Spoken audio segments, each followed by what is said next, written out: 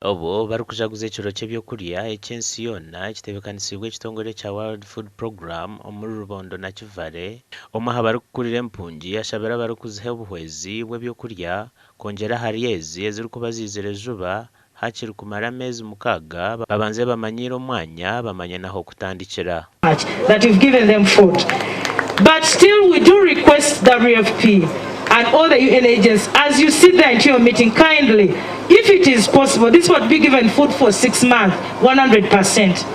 Because we are getting challenges when they are turning them on to 60%, partly because they are not used to the environment, they can't move to gun maneuver around to get food, they have nothing, sometimes they're running out of hunger, and yet we are celebrating World Food Day. Work wherever there is need, so it's very important for us that where we are working in refugee settlements, we are also working with the local communities, the host communities, to make sure that the most vulnerable amongst them are also given the support they need.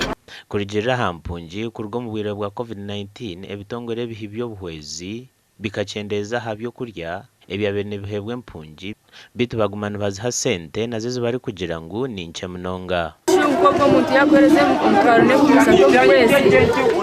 n'ekumisa mu kwezi nizikora cyo nomwamwine nka family y'abantu bingi omutwaro n'ekumisa ekiro yena ntekiya kawunga n'ekumisa 5. Ekitongole kya World Food Program nikigira ngu bwanyuma y'ebyokurya ebi kucendera bakatandika kwegyesa empungi ezi kwebisaho bwe bari kuhinga ebyo batwegise bakatwegesa habikwatirine n'ebicoori ebikwatirine n'ebihimba na soya n'emboga buli kimwe kyona hati nitumanya oku turahinge za nasal bed byona batwegesa twine kitakumanya okuba hati omitwe yitu ntubasa gukora ebintu nk'ikuma murundo kumwe abo kuba twegire.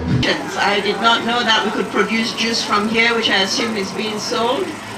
The farmer groups that are producing different products that are being sold. We are not leaving no one behind. Of course, we have been to gender government policies. Our government is a comprehensive refugee response framework. Gashaka Ruth Nwamanya.